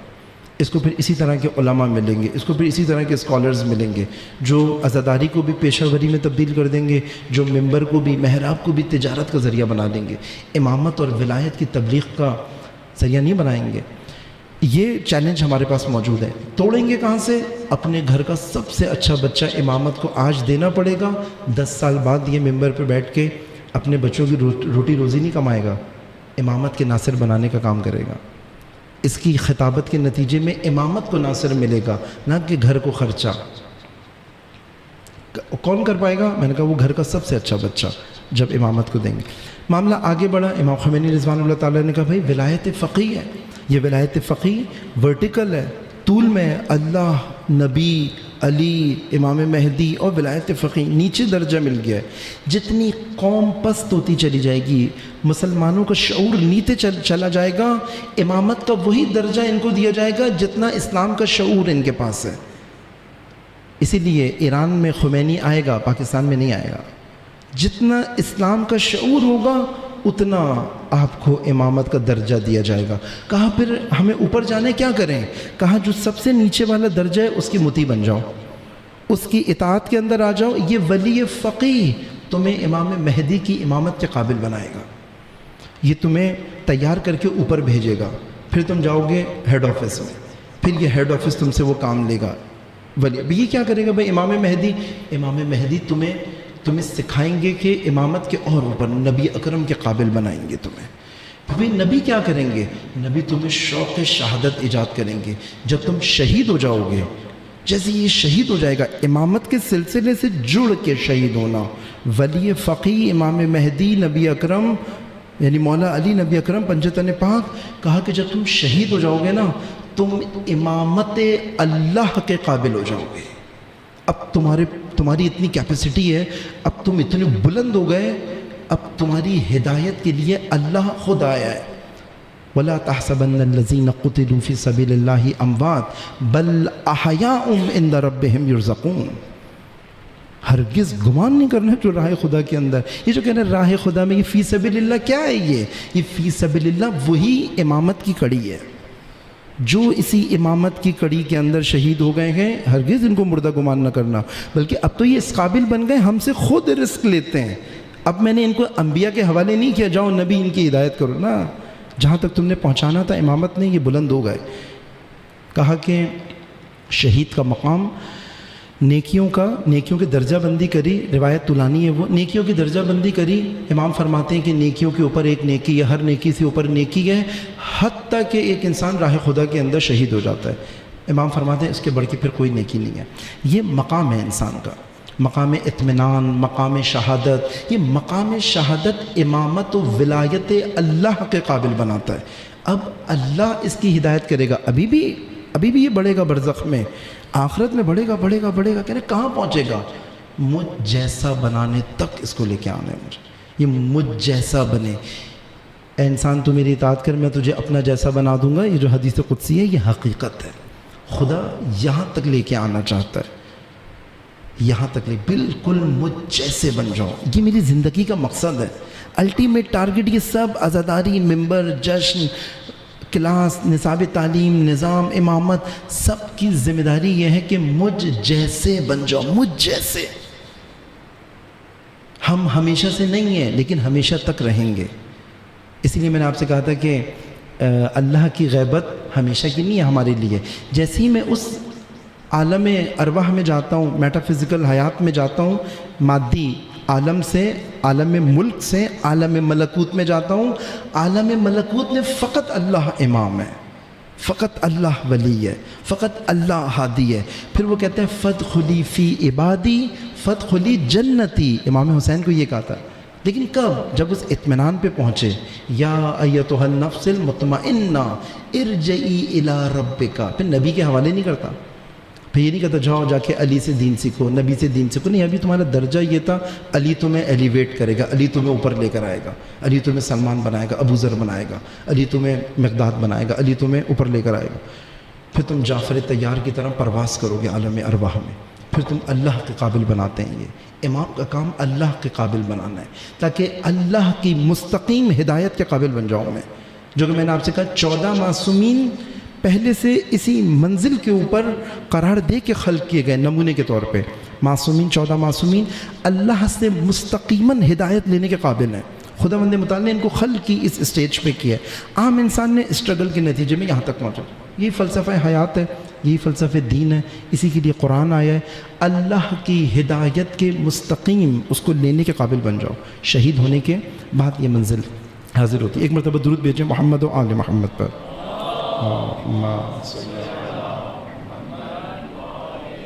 ہم اپنے عرائض کو یہیں پہ اختتام پذیر کرتے ہیں۔ اب آپ لوگوں کے اگر کچھ سوالات ہیں تو ہم اس کو کنٹینیو کریں۔ سوال یہ ہے کہ امام موسیٰ کاظم علیہ السلام غیبت میں تھے، اپنے زمانے کے لحاظ سے قید میں تھے، تو کیا ایسا ہے کہ اس زمانے میں امام نے اپنا کوئی نائب مقرر کیا ہو؟ امام چونکہ حاکم کی طرف سے سختی بہت زیادہ شدید ہوتی تھی، تو امام نے ایک سیکرٹ نیٹ ورک آف امامت، یہ بہت اچھا خوبصورت ٹاپک ہے۔ یہ تقریباً یہ کام کربلا کے فوراً بعد سے شروع ہو گیا تھا، امام سجاد سے شروع ہو گیا تھا یہ کام، کہ امامت کے جو ایمبیسڈرز ہیں، سفیر ہیں امامت کے، ان کو تھوڑا مخفی کیا تھا امام نے، تاکہ حتیٰ وہ افراد بھی، وہ خطے بھی جہاں پہ لوگ امام کو ماننا چاہتے ہیں لیکن چونکہ اکثریت امامت کو نہیں ماننا چاہتی، امامت کا نظام وہاں پہ قائم نہیں ہوتا، تو امام نے کہا تھا بھائی کم از کم ان 5 لوگوں پہ تو ہماری امامت رہے، ان 25 لوگوں پہ تو ہماری امامت رہے۔ انہی میں سے ایک مناسب شخص کو اپنا وکیل بناتے تھے۔ یہ وکلاء کا ایک بڑا نیٹ ورک ہوتا تھا، امام صادق کے پاس یہ ایسے آتے تھے جیسے کسی کام سے آئیں، لیکن امام کو پتہ ہوتا تھا اس کو وہ پیغام پہنچانے ہیں جو یہاں سے مثلا 200 کلومیٹر دور ہمارا ایک چاہنے والا ہے، اس تک پہنچنا ہے، حتیٰ وجوہات شرعی، خمس، زکوٰۃ، ان کی کلیکشن، اس تک احکام شرعی کو پہنچانا، یا ابھی ظالم کے خلاف اٹھنا ہے یا نہیں اٹھنا، امام بتائے گا، ولی بتائے گا یا ولی فقی بتائے گا۔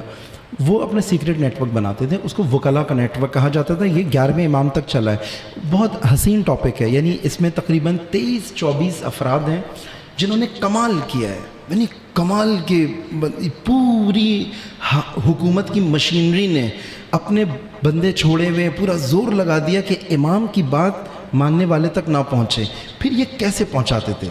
سیکرٹ نیٹ ورکس آف امامت، یہ پورا ٹاپک ہے کہ ہم انشاءاللہ ہماری ابھی ایک ڈسکشن محرم کے فوراً بعد اسٹارٹ ہوگی، بی بی معصومہ سلام اللہ علیہ کے حرم سے انٹرنیٹ کے تھرو، پیور محمد اسلام انسٹیٹیوٹ کے تھرو، وہاں پہ ہم نے سوچا ہے کہ ہم اس کو بیان کریں گے، چونکہ ہمارے لیے آج ضروری ہے، ہم بھی ایک ایسے ہی ماحول کے اندر رہ رہے ہیں جہاں باتیں تھوڑا اسرار کے موڈ میں بتانا ضروری ہے انشاءاللہ۔ اچھا سوال ہے آپ کا۔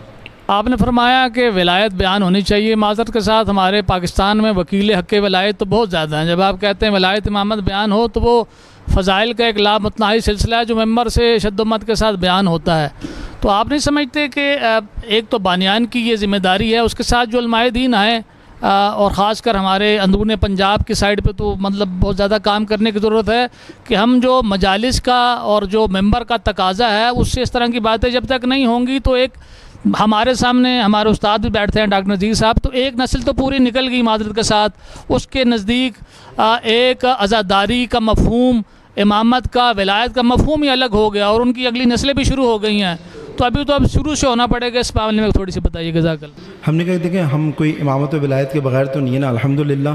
میں نے آپ سے کہا کہ ہر درجے کے امام کا، تمام درجات امام کا پردہ غیبت میں ہونا حرام ہے، ممکن ہی نہیں ہے کہ ہر درجے کا امام پردہ غیبت میں ہو اور کوئی بھی امام میری دسترسی میں نہ ہو۔ کسی نہ کسی امام کا ہونا اتنا کہ میری دسترسی مجھے سے میں مسئلہ پوچھ سکوں، اس امام کا ہونا واجب ہے، واجب۔ چھٹے امام فرماتے ہیں اگر تم دیکھو نا پوری دنیا میں صرف 2 افراد باقی رہ جائیں، یقین جان لینا ان دونوں میں سے ایک امام ہے، ہو ہی نہیں سکتا کہ ایسا نہ ہو۔ اس سوال کا جواب بھی ہم نے امام سے ہی پوچھا. ہم نے کہا بھائی دیکھیں ہمارے درجے کی کون سی امامت ہے؟ اچھا بھائی ولی فقیہ ہے. آپ پوچھتے ہیں بھائی ہمارے پاکستان کا یہ معیار ہے. مقام معظم رہبری کا کہنا یہ ہے، اور وہ جس چیز کو پروموٹ کرتے ہیں وہ یہ ہے کہ ہاں پاکستان کے اندر بھی اور بہت ساری اور جگہوں پہ بھی یہ مشکل پیش آ رہی ہے کہ ہمیں پتہ ہے امامت اور ولایت کا مقابلہ نہیں کر پائیں گے. میننگز کو چینج کر دو، مفہوم کو چینج کر دو، ان کو لگا دو محبت میں، اور اسی اس کے اندر کہ ایک سماعت کی عیاشی سی ہو، ایک ماحول بنے. لیکن فائنلی امامت کو ناصر نہیں ملے گا ان محافل سے، مجالس سے. مطلب پڑھنے والے کو فیس مل جائے گی یا بانی کو شہرت مل جائے گی، سننے والے کو تبرک مل جائے گا، امام زمانہ کو ناصر نہیں ملے گا. تو وہ بتاتے ہیں کہ اس میں وہی بانی والا کردار بہت امپورٹنٹ ہے. الحمدللہ ابھی جو ہمارا پورا گروپ ہے یہ سارے وہ ہیں جو پاکستان سے یونیورسٹی ایجوکیشن لے کے قوم مقدسہ گئے آئیڈیالوجی کو پڑھنے کے لیے، جو ٹیکنالوجی سے مجہز ہو کے گئے تاکہ دین کے ذریعے سے اپنی دنیا نہ کمائیں. یہ افراد کو اگر بانی اپنی مجالس کی زینت بنائیں، آپ دیکھیں گے آپ کے خطے میں تبدیلی آنا شروع ہو جائے گی. ہماری مشکل ابھی الحمدللہ وہ کیڈر تیار ہے، وہ افراد تیار ہیں. ہمیں بانیوں کی ضرورت ہے، آپ جیسی سماعتوں کی ضرورت ہے. ہم نے ابھی سے جب میں ابھی یہاں پر بھی آیا، بحریہ میں، ڈی ایچ اے میں، ٹیکسلا، مختلف جگہوں پہ، پنڈی، اسلام آباد کے اندر گئے، ہر جگہ میں نے آپ سے کہا کہ یہاں پہ کوئی شخص ہے جو امامت کے سفیر کو منبر تک پہنچا دے. رسول خدا کو جناب خدیجہ ملی، ابو طالب ملے، نبوت اس جگہ پہ جا کے پہنچی. امام حسین کو انصار پہنچے، ملے، وہاں تک پہنچی. ہمیں آپ لوگوں کے تعاون کی ضرورت ہے. اسی ریور گارڈن میں بھائی ابھی سے آپ طے کریں، ایام فاطمیہ کی مجالس ہوں گی، 5 مجالس صرف امامت اور ولایت کے موضوع پہ ہوں گی. امامت اور ولایت جناب سیدہ کے کلام میں آپ دیکھیں گے تبدیلی آنا شروع ہو جائے گی. رمضان المبارک میں امامت اور ولایت نہج البلاغہ کی شکل میں، یہ وہ موضوع بتا رہا ہوں جو آپ نے کبھی سنا نہیں ہوگا. امامت اور ولایت نہج البلاغہ کی نظر میں میں بولے رمضان کی یہ 5 مجالس یہ موضوع بیان ہوگا. اس شخص کو فراہم کرنا ہماری ذمہ داری ہے انشاءاللہ کہ جو ہماری ٹیم ہے اس میں سے ایک مناسب شخص کہ جو اسی طرح معتدل دین شناسی جس کی ہو، ایک مکمل ویژن اس کا دین کے بارے میں ہو. آپ پلیٹ فارم دیں، انشاءاللہ کیڈر ہمارے حاضر ہیں، ٹیم ہماری حاضر ہے. ہم کو اللہ تعالیٰ نے امتحانات میں ڈالا کچھ کو، اور کچھ اس امتحان کو پاس کر کے اور امام کے درجے تک فائز ہو گئے. جو ہمارے 14 معصومین ہیں ان کو اللہ نے ارادے سے بنایا. تو ایک سوال ایک ہوتا ہے بیچ میں دماغ میں آتا ہے کہ کیا یہ عدل کے خلاف نہیں کہ ہر امام کو امتحان سے گزر کر ہی امام بننا ہے، کہ امام علی بھی امتحان کے تھرو ہی امام بنے ہیں. نہیں، ان کو بھی امتحان لیے گئے. تو وہاں پہ ہم یہ کہتے ہیں کہ اللہ تعالیٰ نے بس امتحان وہاں پہلے رکھا ہے، یہاں بعد میں رکھا ہے. وہاں پہ جب تک چھری نہیں چلا دو گے تب تک وہاں پہ نہیں پہنچو گے. لیکن یہاں پہ کیا رکھا ہے؟ نہیں، یہ پھر ان کے امتحان سخت نہیں ہیں. ان کے امتحان اتنے سخت نہیں ہیں جتنے امتحان ان کے سخت ہیں. کمپنسیٹ کیا ہے اس چیز کو. ایک دلیل ہم اس کی یہ دیتے ہیں کہ بہرحال کچھ لوگوں کو رول ماڈل بنانا تھا انسان کے لیے. کسی بھی اچھی کلاس کے اندر، کسی بھی اچھی تعلیمی ادارے کے اندر اگر آپ کا نصاب کامل، معلم اگر تھوڑا سا بھی ہلکا ہوا، اس کے اندر تھوڑی سی بھی گنجائش ہوئی معلم کے اندر، یہ معلم اخلاقی طور پہ برا ہے، یہ معلم اس کی قد و قامت اچھا نہیں ہے، اس معلم میں فلاں مسئلہ ہے، تو اس میں لوگوں کو اس پورے تعلیمی ادارے کے بارے میں یہ شک ہو جاتا ہے کہ فائنلی ہمیں پہنچنا کہاں ہے. تو یہ ایک اچھے تعلیمی ادارے کی علامت ہوتی ہے کہ وہ اپنا آؤٹ پٹ بھی دکھاتا ہے. اس لیے ان 14 کو انسانیت کے نفع میں ہی اتنا کامل بنا کے بھیجا گیا ہے تاکہ تمہیں یہ بھی پتہ چل جائے تمہارے درمیان دیکھو یہ آئیڈیل ہے، یہ نمونہ ہے. یہ ہر جیسے کبھی بچے فیل ہو جاتے ہیں نا کلاس میں تو ٹیچر کہتا ہے کہ وہ جو بچے نے سب سے اچھے نمبر لیے ہوتے ہیں، پیرنٹس آ کے شکایت کرتے ہیں. اب یہ ٹیچر آفس میں بیٹھا ہوا ہے پرنسپل کے ساتھ، وہ کہہ رہے ہیں بھائی میرے بچہ فیل ہو گیا اور آپ نے ایسے نہیں پڑھایا، ایسے نہیں پڑھایا، یہ نہیں کیا، یہ نہیں کیا. ٹیچر کہتے ہیں جاؤ جا کے فواد کو بلا کے لاؤ جن کی 90% آئے تھے، اور بیٹا ادھر آؤ، یہ دیکھیں یہ بھی تو بچہ ہے، آپ ہی کے بچے کے برابر میں بیٹھتا ہے یہ. تو وہ نا کچھ کو رول ماڈل کے طور پہ پیش کرنا ضروری ہے. کسی بھی نظام میں ہماری فطرت یہ آؤٹ پٹ دیکھ کے ہم پیچھے چلتے ہیں، ٹھیک ہے. ان کو تو خطرات تھے، ہو سکتا ہے یہ شیطان کی اس میں بہک جائیں، ایک وجہ یہ تھی. دوسرا، ہدایت کا کام، امامت کا کام، اس میں ذرا سی بھی غلطی پورے پروجیکٹ کو نقصان پہنچا سکتی ہے. اس لیے حتیٰ خدا نے انبیاء اور اپنے درمیان بھی ان 14 معصومین کو رکھا ہے. جب کبھی انبیاء بھی تھوڑا آگے پیچھے ہوئے تو خدا نے ان 14 معصومین کو رکھا ہے جا کے ٹھیک کریں معاملے کو.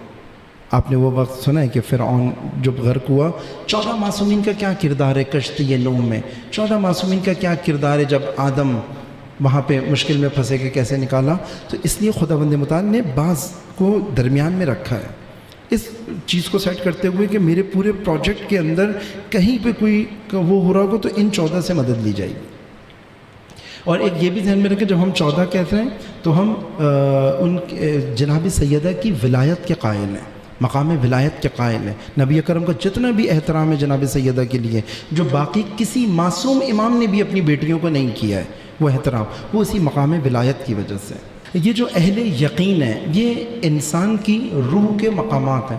جیسے سب سے پہلے انسان بشر ہوتا ہے نا, بشر یعنی انسان بننے کی صلاحیت کو بشر کہتے ہیں, اور اس کو کہتے ہیں جلد کی وجہ سے بھی کہتے ہیں کیونکہ بھئی وہ مادی وجود ہوتا ہے انسان کا. پھر یہ انسان ہوتا ہے, انسان ہم اس کو اعزازی طور پہ کہتے ہیں, ابھی انسان کی منزل پر نہیں ہوتا, انسان بننے کے قابل ہوتا ہے اس لیے اس کو انسان کہتے ہیں. پھر یہ جیسے اسلام کو قبول کرتا ہے تو کہتے ہیں بھئی یہ مسلمان ہے. پھر ایک اور درجہ ہے, کہتے ہیں بھئی اب یہ مومن ہے, جیسے اس کے لیے قربانیاں دینا شروع کرتا ہے, اسلام کے لیے اپنے آپ کو خطروں میں ڈالتا ہے, اسلام کے لیے قربانیاں دیتا ہے, تو کہتے ہیں یہ ایمان ہے, ٹھیک ہے, یہ مومن ہے. پھر آگے ہوتا ہے مجاہد. یہ درجات ہیں ایک ہی انسان کے, ایک ہی انسان کے درجات. جیسے آپ پہلے پہلی کلاس میں تھے, پھر دوسری کلاس میں تھے, پھر اب میں میٹرک ہوں, اب کیا ہے بھائی میں انٹرمیڈیٹ ہوں, اب جی بیچلرز کیا ہے میں نے, اب میں ماسٹرز ہوں, ایم فل کیا ہے, finally I have done my P H D. تو کہتے ہیں یہ ایک ہی طالب علم ہے, اس کے درجات ہیں. اسی طرح یہ ایک ہی انسان ہے. اہل یقین وہ افراد ہیں جن کے لیے وہ حقیقتیں جو عام افراد کے لیے پوشیدہ گئے ان کے لیے وہ پردے ہٹا دیے جاتے ہیں. تو ان کو ان حقائق کے اوپر یقین ہے. میں مثال دوں, ولی فقی آپ کے لیے بھی میرے لیے بھی ہے. حسن نصر اللہ ولایت فقی کی نسبت اہل یقین ہے, قاسم سلیمانی اہل یقین ہے, یحییٰ سنوار اہل یقین میں سے. یہی راستہ ہے, یہی امامت کا سفیر ہے ہمارے زمانے میں. لیکن ہو سکتا ہے میں اہل یقین نہیں ہوں, میں اہل علم ہوں ولایت فقی کے بارے میں, میری صرف علم ہے اس کے بارے میں, یہ مجھے بڑی خوشی ہے. میں ولایت فقی کا حامی ہوں, لیکن مجھے ایسے یقین نہیں ہے کہ حسن نصر اللہ خون کے آخری قطرہ بھی ولایت فقی کے لیے بہا کے چلے گئے. شہید حسینی رضوان اللہ تعالیٰ علیہ پاکستان کے اندر ولایت فقی پہ اہل یقین میں سے تھے. یہ مرتبہ انسانی ہے, جتنا مرتبہ بڑھے گا ولایت کی ہر ریالٹی کو ویسے ہی دیکھ رہا ہوگا جیسی وہ ہے. ہر چیز اہل یقین کو ویسے ہی نظر آتی ہے جیسی وہ حقیقت میں. نبی اکرم کی دعاؤں میں سے بھی ہے جو ہمیں تعلیم کی ہے, اللہم ارن الاشیاء کما ہی, اے خدا مجھے اشیاء کو ایسے ہی دکھا جیسی وہ خود اپنی ریالٹی میں ہے. دوسرا آپ نے پوچھا علیین سے کیا مراد ہے. علیین سے مراد یہی افراد ہیں جو شہادت کی منزل پہ پہنچتے ہیں, عروج کر رہے ہوتے ہیں, الوف سے یہ بلندی حاصل کر رہے ہوتے ہیں, اوپر جا رہے ہوتے ہیں, اوپر جا رہے ہوتے ہیں, ٹھہرتے نہیں ہیں. جس کو علامہ اقبال کہتے ہیں جو تجھے حاضر و موجود سے بیزار کرے, یعنی جو تجھے ایک ہی درجے میں نہ رہنے دے. امام وہ ہوتا ہے جو تجھے ایلیویٹ کرے, اوپر لے کے جائے, اوپر لے کے جائے. اور آخر میں کیا, موت کے آئینے میں دکھا کر رخ دوست, یعنی اللہ, امامت اللہ کے قابل بنائے. موت کے آئینے میں دکھا کر رخ دوست, زندگی اور بھی تیرے لیے دشوار کرے. امامت اوپر لے کے جاتی ہے اور مسائل کے اندر, خطرات کے اندر ڈالتی ہے تاکہ اس کے اندر پہ تم بنتے ہو, آگے جاتے ہو. قرآن مجید کے اندر علیین کو اعلیٰ علیین کی اصطلاح آئی ہے. یہ اس مقابلے میں انسانیت کی سب سے اور جو یہ حاصل کر سکتے ہیں, کس کے مقابلے میں, اسفل السافلین کے مقابلے میں. یہ قرآن مجید کی ٹرمینالوجیز ہیں کہ سب سے نچلے درجہ اسفل السافلین, سب سے اعلی درجہ اعلیٰ علیین, یعنی علیین میں بھی اوپر والا درجہ, یعنی پی ایچ ڈی میں بھی اس کے سب سے زیادہ نمبر آئے. دنیاوی مثال اس لیے دے رہا ہوں تاکہ تھوڑا سا اذہان آمادہ ہو جائے. ہمارے علماء نظام ولایت کے نفوذ کے لیے کچھ نہیں کرتے, جبکہ ان کا لوگوں پر خداوند متعال پوچھے گا. سید الشہداء کے زمانے میں بھی علماء نہیں کرتے تھے. جو امام حسین جس امامت و ولایت کو نافذ کرنا چاہتے تھے, سید الشہداء کے بارے, یہ عبداللہ ابن عباس علماء میں سے ہیں, سید الشہداء کے ساتھ نہیں آئے, یہ علماء میں سے ہیں. عبداللہ ابن عباس نام ہے, روایات ہیں بھائی ان سے ہمارے پاس, علماء میں سے. سید الشہداء کے ساتھ نہیں آئے. ایک علماء کی لسٹ ہے جو سید الشہداء کے ساتھ نہیں تھے. ایک علماء کی تفصیل ہے جو کہ امیر المومنین کے ساتھ نہیں تھے. علماء غدیر میں جو اعلان ہوا اس کی بات نہیں مانی. ہر امامت کے درجے پر اس طرح کے علماء ملے جنہوں نے ساتھ نہیں دیا, اکثر اپنے ذاتی مفاد کی وجہ سے. فوراً جیسے ایک بات یہ کرتے ہیں, آج اگر اب ولایت فقی کی بات کریں گے آپ کہیں ایران کے ایجنٹ نہ بن جائیں. میں نے پہلی دفعہ ایران کا نام لیا ہے ابھی آپ کی خدمت میں. پوری ولایت اور امامت میں کہیں ایران کی بات آئی؟ بھائی آپ جب سید الشہداء کی بات کرتے ہیں تو کیا آپ کربلا کے ایجنٹ بن جاتے ہیں؟ آپ امام رضا کی بات کرتے ہیں تو مشہد کے ایجنٹ بن جاتے ہیں، آپ رسول اللہ کی بات کرتے ہیں تو مدینہ کے ایجنٹ بن جاتے ہیں، اور اگر بن بھی جاتے ہیں تو بھائی میں مدینہ کا ایجنٹ ہوں، کوئی مسئلہ نہیں ہے۔ امامت اور ولایت میں کب خرچ کریں گے اپنے آپ کو؟ امامت کا سفیر اپنے آپ کو خرچ کرتا ہے، امامت بچاتا ہے، یہ بھی ایک اسلام ہے۔ ایک امامت کی ایسی حمایت ہے جیسی جان یا مال کا خطرہ ہوگا، جیسے یہ خطرہ ہوگا کہیں میری سکینہ خطرے میں نہ پڑ جائے، یہ فوراً کوفے میں آ کے اپنی دکان پہ بیٹھ جائے گا کہ نہیں بھائی یہ اپنی سکینہ قربان کرنے کے چکر میں ہے، امام حسین ان کا ساتھ دیا، میری سکینہ بھی قربان ہوگی، یہ فوراً اپنی سکینہ بچائے گا، امامت کو تنہا چھوڑ دے گا میدان کے اندر۔ میں نے کہا یہ اسلام ہے۔ ہم یہ جو میں آپ سے کہہ رہا ہوں، ہمارا ہر ہفتے سلسلہ وار ایک سلسلہ ہے خالص محمدی اسلام کی شناخت، سیکٹیرین شناخت نہیں، تشیع اور سنی کے درمیان نہیں، سیکٹیرین شناخت نہیں، وہی علامہ اقبالی اسلام، اہل بیتی اسلام، حسینی اسلام۔ جیسے آج ہم دنیا کو تقسیم کرتے ہیں حسینیت اور یزیدیت میں، اسلام کی تقسیم یہ ہے، یہ شیعہ سنی دیوبندی یہ اسلام کی تقسیم نہیں ہے، یہ قبائلی وہ اسلام شناسی ہے، یہ قبیلے ایسے تسلیم کرتے ہیں۔ آج جو ممالک بھی ہیں یہ قبیلوں کی طرح ہیں، یہ قبیلوں کے سردار ہیں، پرائم منسٹر، پریزیڈنٹ، یہ اسلام کی ڈیزگنیشنز نہیں ہیں۔ اسلام کی ڈیزگنیشنز امامت اور ولایت ہے۔ ولی فقیہ کی اطاعت ہم پاکستانیوں کے لیے کہاں تک ہے؟ اب یہ جو سوال کرتے ہیں کہ بالکل ہم ایسے کہتے ہیں مجھے نبی اکرم کی اطاعت میں کہاں تک کروں؟ جتنا اللہ کی اطاعت کا ڈومین ہے اتنا ہی نبی کی اطاعت کا ڈومین ہے۔ نبی کی اطاعت کون کون کر سکتا ہے؟ ہم کہیں گے پوری عالم انسانیت۔ بھئی نبی کا جو نائب علی، اس کی اطاعت من کنت مولا ہو فہذا علی، جس کا میں مولا ہوں علی آپ اس کے مولا ہیں۔ بس جس کو امام مہدی تک پہنچنا ہے اس کو ولی فقیہ کے ذریعے سے جانا پڑے گا۔ کوفے میں جو امام حسین کی نصرت کرنا چاہتا ہے اس کو مسلم بن عقیل کا ساتھ دینا پڑے گا، جو ساتھ نہیں دے گا حسین کے مخالفین میں شمار ہوگا۔ ولی فقیہ کو ہم جیسے امامت کی کڑی سے جوڑیں گے، ولی فقیہ سے اللہ تک جانا ہے، ولی فقیہ سے اللہ کی امامت تک جانا ہے۔ بس جتنا دائرہ کار اللہ کی امامت کا ہے اتنا ہی ولی فقیہ سے بھی ہر اس شخص کو جڑنا پڑے گا۔ اور یہ کہیں ایسا نہیں ہے جو پاکستان کے کوئی نقصان میں ہو، خدا نخواستہ اس طرح کی چیزیں نہیں، وہ اتنا ہی مضبوط بن گیا۔ ولی فقیہ کہتے ہیں قانون کی پابندی کرو، جتنا ولی فقیہ کا مطیع ہوگا پاکستان کا بہترین شہری ہوگا۔ ولی فقیہ کہتے ہیں بھائی گرین پہ چلو، ریڈ پہ رکو، وہ کون سا آپ کو قانون توڑنے کے لیے کہہ رہا ہے؟ ولی فقیہ کہتے ہیں پاکستان کو دشمنوں سے بچاؤ، وہ کون سا؟ سید الشہداء پاکستان، سید الشہداء کی اطاعت میں پاکستان کو کتنا نقصان ہے؟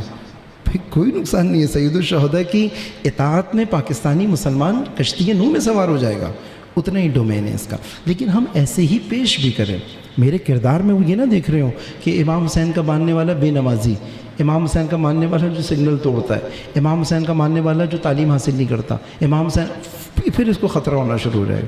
ایسے امام حسین کا ماننے والا جو ممبر پہ بیٹھ کے سنی کو اپنی جان نہیں کہتا بلکہ سنی کی خدا نخواستہ نعوذ باللہ توہین کرتا ہوں، تو یہ تو نقصان دہ ہے، پاکستان کے لیے بھی نقصان دہ ہے، سید الشہداء کے لیے بھی نقصان دہ، کربلا کے لیے بھی نقصان دہ۔ اس کو تو اجازت نہیں ہونی چاہیے تھی۔ ان کے خطرے اس وجہ سے ہیں، اگر میں ولی فقیہ کی مانوں گا تو پاکستان بچے گا، جیسے ان کو پتہ چلے گا، ان کو پتہ ہے کہ نام ولی فقیہ کا لے رہا ہے لیکن پاکستان کے انٹرسٹ میں یوں نہیں ہے، اس کے کردار میں نظر نہیں آ رہی۔ شہید حسینی سے خطرہ نہیں تھا پاکستان کو، لیکن مجھ سے کیوں ہوتا ہے؟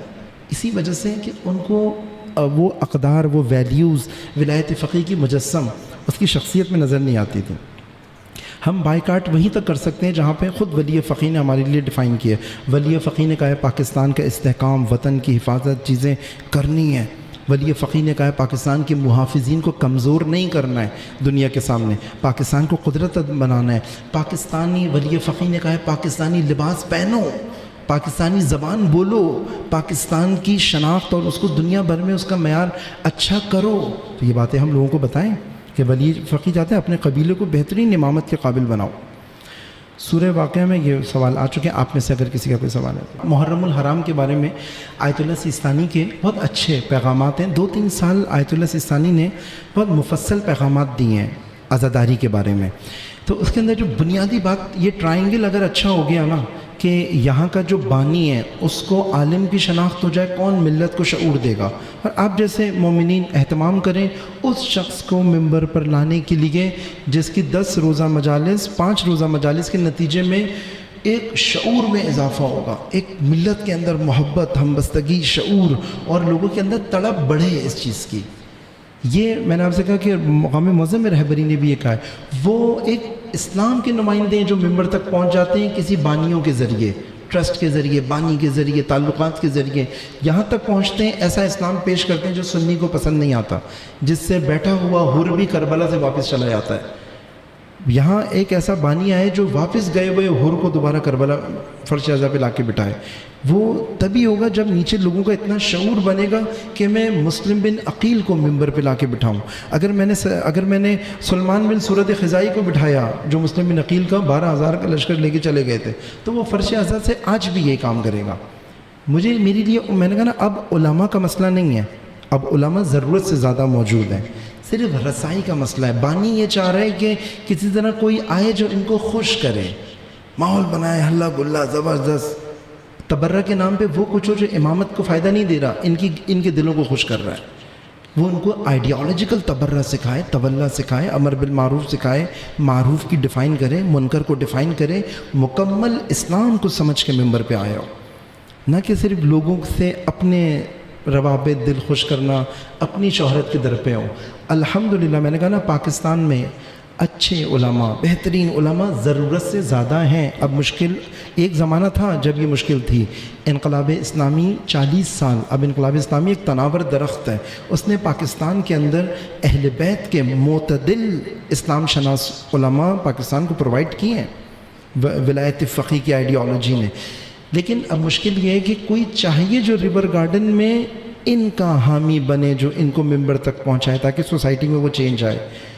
وہ جو ابھی مجالس کا حال ہوا ہے، وہ جو ابھی حشر ہوا ہے کہ گانوں کی ٹونیں، سریلے افراد اور یہ جو پیشہ ور طبقہ آیا ہے، یہ بھی کسی، میں آپ سے کہوں گا، ابو جہل اور ابو لہب کے نتیجے میں یہاں پہنچا ہے۔ کسی ابو جہل نے، کسی ابو لہب نے ان کو ممبر دیا ہے۔ آپ ابو طالب بنے اور ان کو لے کر آئیں۔ ابو طالب کا کام ہے محمد کو اس جگہ پہ لے کر جانا جو محمد کی جگہ ہے، اور بیچ میں بانی بنے، بولے میں ہوں، تم اپنا کام کرو، میری ذمہ داری ہے تمہیں وہاں تک پہنچانا جہاں وہ۔ اور یہ ہوتا ہے، جس معاشرے کو ختیجہ اور ابو طالب مل جائیں، اس معاشرے میں محمد قیام کرتے ہیں، محمد آ کے اعلان کرتا ہے دین کا، اب میں کروں گا۔ ورنہ 13 سال تک نبی اکرم اخلاق سکھاتے رہتے ہیں، لیکن جیسے ہی وہ ماحول بنتا ہے، وہ کہتے ہیں کہ بھائی مجھے بانی مل گئے، دست و بازو مل گئے، جس کو معلوم ہے میرا پیغام کیا ہے۔ حضرت ابو طالب آخر تک لگے رہے، ان کے ساتھ بالکل ڈٹے رہے اس چیز کے اندر، میرا کام پلیٹ فارم دینا ہے محمد کو، بات محمد نے کرنی ہے، جو بھی بات کرنی ہے۔ ایک مرتبہ درود بھیجیں محمد و آل محمد پر، صلی اللہ علیہ محمد۔ اور جیسے میں نے آپ کی خدمت میں عرض کیا، میں اپنے تئیں آپ کی خدمت میں ہر سال تقریباً 1 محرم سے 20 محرم اگلے 3 سے 4 سال انشاءاللہ اسلام آباد کے اندر ہی ہوں، اور DHA 2 میں ہی قیام پذیر رہتا ہوں۔ ایسی 2-3 افراد اور بھی ہیں جو مختلف جگہوں پر ہیں، تو اس طبقے سے آپ کو جوڑنا ہمارا کام ہے کہ جس نے یہاں پہ آنا ہے، اس کے لیے پلیٹ فارم بنانے میں آپ لوگ انشاءاللہ ہماری جی فرمائیں۔ اب ہم نے اپنے زمانے میں اس طرح کی بھی شخصیات دیکھی ہیں کہ جو باقاعدہ نظر آتے کہ وہ ہمارے عقیدے پر نہیں تھے، پر ولایت اور امامت کے ایسے قائل تھے کہ شہادت کے رتبے پر وہ بھی پہنچے۔ پھر ہم کربلا میں بھی دیکھتے ہیں کہ کچھ اس طرح کے جو شہداء ہیں، خاص طور پر ایک جو کہ مختلف عقیدے کے تھے، بٹ امام حسین کے ساتھ آئے اور اپنا، تو کیا انہوں نے اپنا عقیدہ بدلا اور پھر جو ہے وہ امامت و ولایت کی طرف آئے، یا اپنا عقیدہ رہتے ہوئے امامت و ولایت کی طرف؟ ہاں، اس کو ہم کہتے ہیں ادائیں۔ انہوں نے کوئی بھی امامت و ولایت کے جس درجے میں بھی آپ آ کے جڑیں گے نا، بہت لوگ بہت نیچے بھی تھے، جیسے حضرت حر بہت نیچے تھے، مطلب آپ نے امامت و ولایت کے حق میں اتنا جرم نہیں کیا جو حضرت حر نے کیا تھا، لیکن جیسے ہی وہ جڑتے ہیں نا، امامت و ولایت اسے کمپنسیٹ کر دیتی ہے، عروج دے دیتی ہے اس کو، اور یہ بڑا ریپڈلی کام ہوتا ہے۔ مطلب میں ابھی آپ کی خدمت میں مثال دوں گا، نام لینا کوئی مشکل نہیں ہے۔ حضرت یہ جو مولانا طارق جمیل صاحب، امامت اور ولایت کی خاطر یہ شخص زخم کھا رہا ہے، یہ شخص اپنے اوپر جو ہے وہ لے رہا ہے، یزید کا ایک وکیل بنا، اس نے آ کے یزیدیت کی چیزیں بیان کی، یزیدیت کے چہرے کو صاف کرنے کی کوشش کی۔ طارق جمیل صاحب میدان میں آئے، مفصل 7 محرم کو ایک دیوبندی عالم آ کے امامت اور ولایت کے دشمنے کے چہرے کو صاف ہونے نہیں دے رہا۔ ہم یہ نہیں سوچیں کہ بھئی اس کا تو کوئی تعلق نہیں ہے، اس کو تو کچھ نہیں ملے گا۔ یہ جو گریہ کرتا ہوا نظر آ رہا ہے، جو اس کے آنسو بہہ رہے ہیں، ہمیں کلیئر کرنا پڑے گا وہ اپنے درجے میں اپنا کام کر رہا ہے، لیکن جیسے یہ جڑتا چلا جا رہا ہے نا، امام اس کی رہنمائی کر رہے ہیں، امام اس کو اوپر لے کر آ رہے ہیں، اور حتماً اس کی تاثیر ہے معاشرے کے اندر۔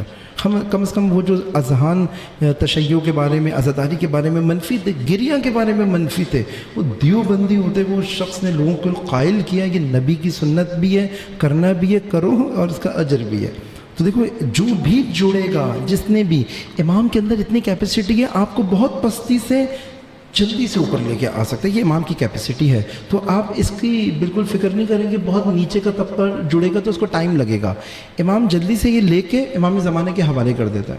پر آغا میں کہنا چاہ رہا ہوں کہ جس طرح میں کھل کر بات کروں گا شہید یحییٰ سنوار یا اسماعیل ہانیہ کی، وہ سنی یا وہابی فکر سے تعلق رکھتے تھے، لیکن وہ شیعوں سے بھی زیادہ امام، ہاں بالکل میں آپ کی بات سمجھ گیا کہ ظاہری طور پہ ہمیں لگ رہا ہے چونکہ ان کے عقائد ٹھیک نہیں تھے۔ میں نے آپ سے کہا نا یہ ہماری سیکٹیرین اسلام کی تفسیر ہے، جس میں امام زمانہ کا بہترین سپاہی یحییٰ سنوار، چونکہ ہمیں اس کے اندر ہماری والی کچھ علامتیں نظر نہیں آ رہی تو ہمیں ایسا لگتا ہے یہ بہت دور ہے، جبکہ اس نے ایک عام ٹپیکل شیعہ کو پیچھے چھوڑ دیا اور زمانے کے امام کا مطلوب ترین انسان بنا اور شہادت کی مہر اس کے اوپر لگی۔ ہمیں اسی لیے ہمیں اپنا شرح صدر بڑھانا پڑے گا۔ جیسے میں نے آپ سے کہا کہ سیکٹیرین تشیع، فرقہ وارانہ تشیع کبھی بھی آپ کو اسلام کی صحیح تصویر پہنچنے میں مانع ہے، رکاوٹ ہے، چاہے فرقہ وارانہ تسنن ہو، چاہے فرقہ وارانہ اسلام کی تشیع کی تفسیر ہو، یہ پیور محمدن اسلام، خالص محمدی اسلام کے اوپر رکاوٹ ہے۔ یحییٰ سنوار علامہ اقبال کی طرح قرآنی مسلمان ہیں، لیکن اس میں یہ والے پرابلم ہیں جو کہ سب لوگ بھی ڈسکس کرتے ہیں۔ آپ یہ دیکھیں وہ ان تمام پرابلمز کے باوجود امام زمانہ کی نظر میں آج بہترین مسلمان بن کے دنیا سے جا رہے ہیں۔ امام اس کو کمپنسیٹ کریں گے، اس کو کمپنسیٹ کریں گے، شہادت کمپنسیٹ کرتی ہے، میں نے کہا نا وہ اللہ کمپنسیٹ کر لے گا، لیکن اس کا مطلب یہ کہ وہ شخص جو عملی میدانوں میں کودا ہوا ہے لیکن تھوڑی بہت اس کی عقیدتی مشکلات ہیں، اگرچہ ان لوگوں نے وہ مشکلات رہبر کے ساتھ بیٹھ کے حل کر لی ہیں، میں شاہد ہوں اور اس میٹنگ کا جس میں یحییٰ سنوار، اسماعیل ہانیہ مقام معظم رہبری کے ساتھ بیٹھے ہوئے یہ ساری چیزیں حل کر رہے تھے۔ یہ ہم اور آپ ان کو ابھی تک اسی نگاہ سے دیکھتے ہیں، وہ ابھی بہت آگے نکل چکے ہیں اپنی اس میں، اور وہ جو دعوے کر رہے تھے وہ ابھی بہت سارے لوگ کوفہ میں بیٹھے رہ گئے اور یہ لوگ کربلا میں جا کے شہید بھی ہو گئے، حسن نصر اللہ کے ساتھ شہید ہو گئے لیکن وہ کوفہ میں بیٹھے رہ گئے۔ یہ مشکل ہے، لیکن ہمیں صحیح انفارمیشن میں تو پتہ چل جائے گا ان لوگوں نے اپنے عقیدے چینج کیے ہیں۔ حماس کی جو اس وقت لیڈرشپ ہے وہ امامت و ولایت کے ساتھ بالکل متصل ہے، بالکل متصل۔ جی چونکہ ٹائم یہاں پہ مجلس بھی ہونی ہے تو ہم اختتام پذیر کریں گے اس کو۔ بہت شکریہ آپ لوگوں کی سماعتوں کا۔ آخر میں خداوند متعال سے دعا گو ہیں بانیان نشست اور شرکائے نشست کی جملہ حاجات کو خداوند متعال اپنی بارگاہ میں قبول فرما، ہماری اس عبادت، اس محفل شعور کو اپنی بارگاہ میں قبول و مقبول فرما۔ خداوند متعال دشمنان عزاداری، دشمنان مکتب اہل بیت، دشمنان امامت اگر ہدایت کے قابل نہیں ہیں ان کو ان کے عزائم سمیت نیست و نابود فرما۔ تمام عزاداروں، علمداروں، ماتمداروں، خادمین فرش عزا کی جان و مال و عزت و آبرو کی حفاظت فرما، ان کو دشمنوں کے شر سے محفوظ فرما۔ خداوند متعال تیری بارگاہ میں دعا گو ہیں تمام علماء، مراجع، ذاکرین اور تمام وہ افراد کے جو اس وقت خدمت فرش عزا میں مشغول ہیں ان کو صحت و سلامتی عنایت فرما۔ مراجع تقلید، مجتہدین، حضرت آیت اللہ سستانی، آیت اللہ خامنائی حافظ اللہ کو سلامتی اور طول عمر نصیب فرما، دشمنوں کے شر سے محفوظ فرما، زمانے کے امام کے ظہور میں تعجیل فرما، ہمیں ان کو بہترین اعوان و انصار میں سے ہونے کی توفیق عنایت فرما۔ آخر میں ایک سورہ فاتحہ کی اپیل ہے، آپ سب تمام اپنے مرحومین کو شامل کرتے ہوئے بانیان نشست کی مرحومین کو، تمام شہدائے ملت جعفریہ، شہدائے اسلام، شہدائے فلسطین، لبنان اور شہدائے راہ ظہور تمام کو شامل کرتے ہوئے سورۃ المبارکۃ الفاتحہ۔